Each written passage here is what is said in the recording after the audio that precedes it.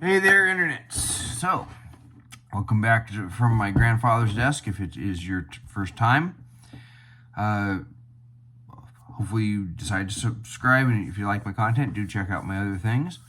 One advantage to, and if you are subscribed or you just like or this video is relevant and you like what I have to say here, share it with your friends because social media algorithms aren't friendly to conservatives. So, one advantage of having a very small channel, in the grand scheme of things, microscopic, is I can put my attention on things like my local legislative race. So, it started with seeing a post, and I was like, okay, well, this is interesting. Is this actually verified? I don't know if it's verifiable or not. Actually, I asked a question on social media. I said, I didn't realize we had a Republican versus Republican race. I was running around that part of the 39th district, not realizing that the guy simply hadn't picked up his signs. Turns out, Republican versus Republican. Normally, I'd be like, hey, cool, there's a problem we'd like to have. Let's spend money on a different race. Unfortunately, this guy is not a conservative or isn't running as one, and that's very concerning. But the post I saw, I'm going to read it word for word. If I interject, it should be obvious. It's poorly written. Sometimes I'm like, what's going on with the way this is written? It might make more sense if they're referencing party platforms and whatnot, but I'm just going to give it word for word.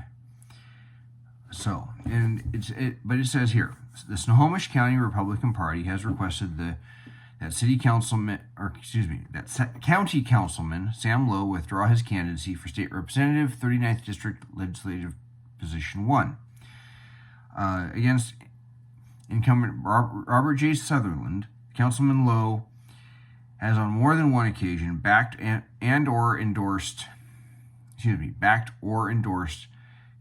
Democratic candidates, namely Sheriff Ty Tenery versus Republican Adam Fortney and Democratic candidate County Prosecutor Jason Cummings versus Republican Brett Rogers. Sam Lowe has also chosen to ignore concerns of the SCRP Legislative District 39, LD 39, as well as its January 2022 resolution, which requests Councilman Lowe immediately end his campaign against Robert J. Sutherland, who is consistently champions the Republican platform and fights to ensure the preservation and application of the U.S. and state constitutions. According to our bylaws, 3.3 vacancies are to be held to a higher standard that restricts us from attending and supporting or campaigning for other political parties.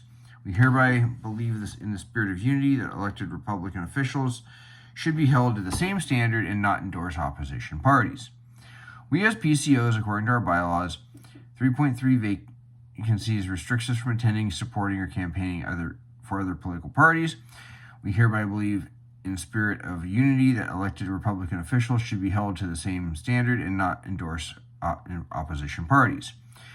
There are divisive implications because elected officials have taken a blatant disregard for our Republican platform and are not embracing our Republican values.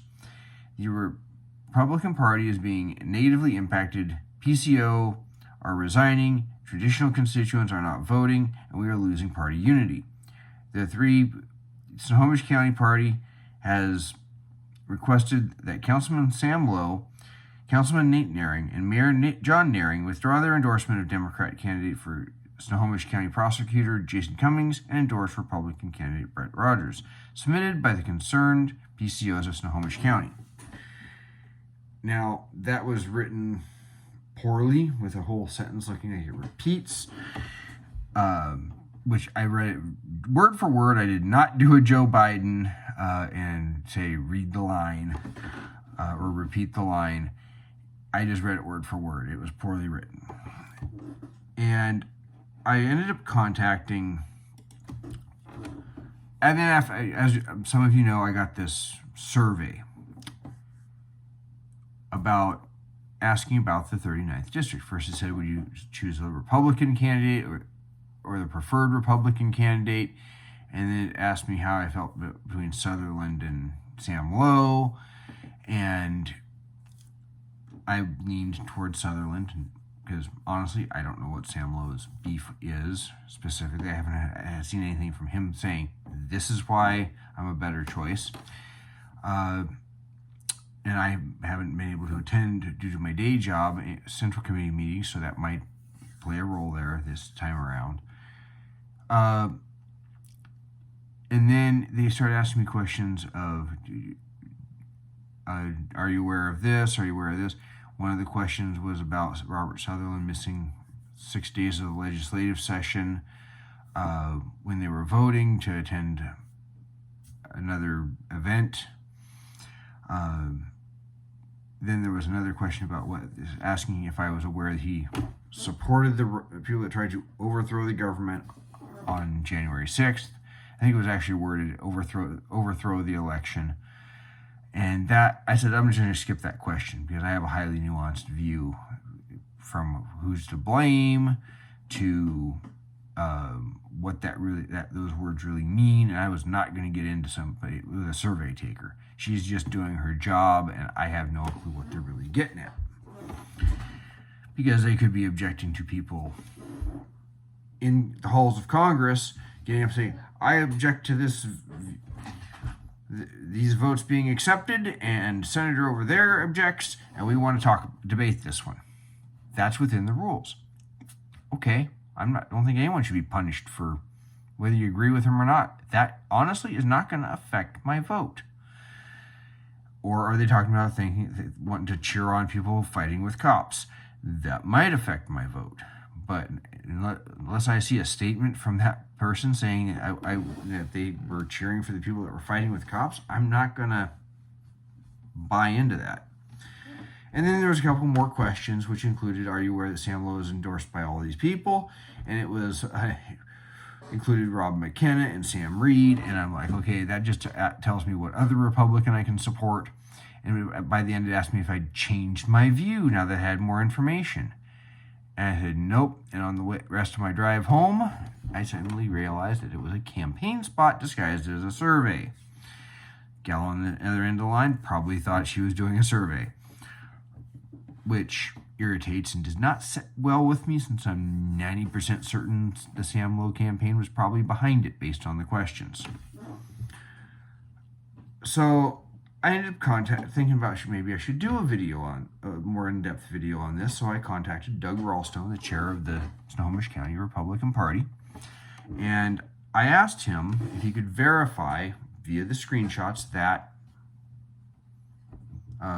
post that was on Facebook about signed as this concerned PCOs of Snohomish County.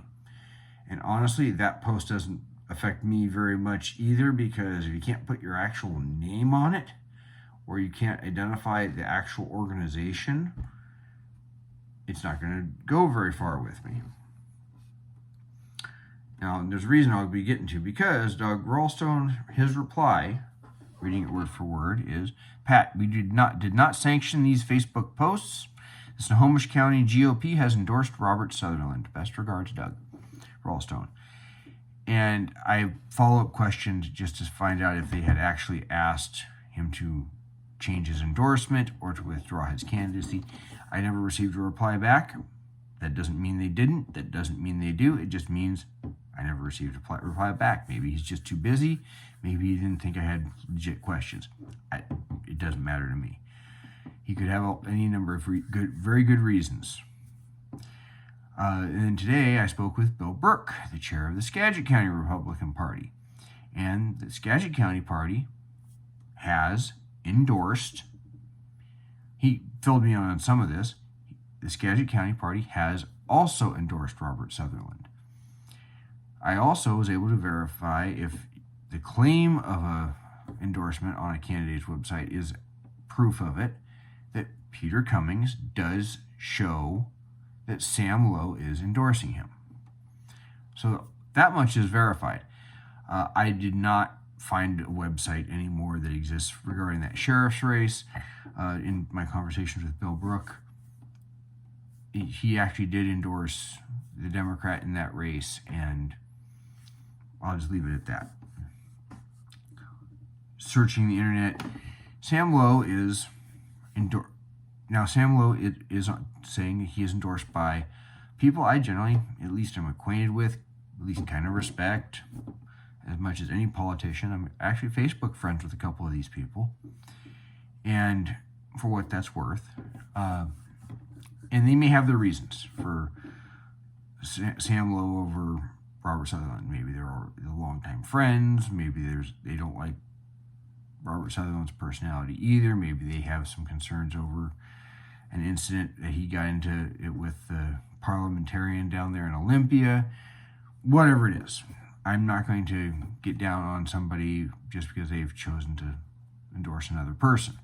There are people, with one exception, there are people that are out of office and the other is not in the legislature.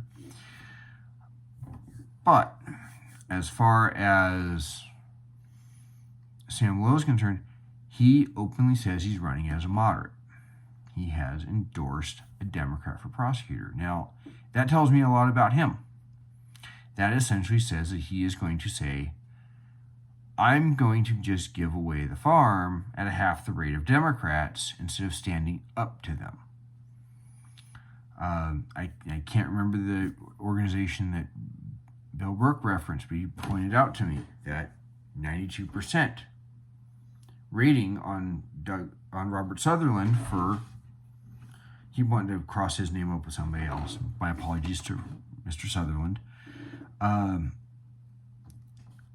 He had 92% rating from a conservative group, and a couple of people endorsing it. The other guy had that kind of rating. So it's kind of one of the reasons I'm kind of puzzled as to why they choose him. His big issue has been election integrity. Now, everyone's going to have their top issues. I'm not going to pass judgment on that. Sam Low is taking exactly the opposite, acting like there is no issue, despite the fact that Project Veritas has caught people trying to cheat on video. In California, they had an incident where they caught a guy with 350 mail-in ballots during the recall election. It's like they weren't his. So there's reasons to say, let's make sure we're dotting all our I's, crossing all our T's when it comes to election security. Whether you think somebody cheated and won only because they cheated or not, that's not a bad thing to be. I've long had concerns with motor voter laws about somebody being able to register whether they're not a citizen. And Kim Wyman blew me off when she was running the first time. And I said, that was clear back in 2012 that I asked her about that when she was first running. She blew me off. Said, oh, well, that really doesn't happen. I'm like, yeah, right. It does happen. Or it can happen. When you hear about nursing homes having 100% voter turnout out of a nursing home, that seems kind of bizarre. So there are good reasons, even if you don't think the top of the ticket was changed in 2020 because of cheating. Good reasons to be concerned. When you run as a moderate, you're basically saying, I have no principles. My principle is that I only give part of what away when you're trying to stop stuff. I'm only going to stop it at half the time. I'm going to say, look, hey, I've got this pie. Democrat says, I'd like that pie. Well, you can only have half of it. And the Democrat says, well, I want more. I want some pie. Well, here, you can have half, and pretty soon you don't have any pie left. It's your pie. You want to keep it. Sorry. That's just the way it is. So anybody running as a moderate, to me, is spineless. When he's endorsing a Democrat, for a prosecutor, he is showing soft on crime preference for soft on crime policies, because we've seen what happened in San Francisco and LA with Democrat prosecutors. We saw what happened in New York. I did a video on what happened in New York where the Democrat prosecutor, or DA, decided instead of charging a woman who's trying to reach across the counter, trying to stab this guy while her boyfriend attacks him, and her boyfriend gets killed when the guy defends himself, instead of charging her with assault and just ruling the other one a justifiable homicide, he charges the guy that defended himself with murder. So if you're associating and endorsing people like that, it tells me a lot. It tells me that you should not be my state legislator. So, long story short, that's what I could verify. It does not sit well with me when people don't sign stuff to begin with. So that poorly written post, somebody should have proofread it. I don't know whether it was 3 PCOs getting together and just some gone rogue. That was one of my follow-up questions to Mr. Ralstone. I don't know whether it's a 39th District committee that formed down there. They were trying to form one between the two counties, and the day I could have actually made the meeting, it got canceled at the last minute. So, and I never heard anything more about it.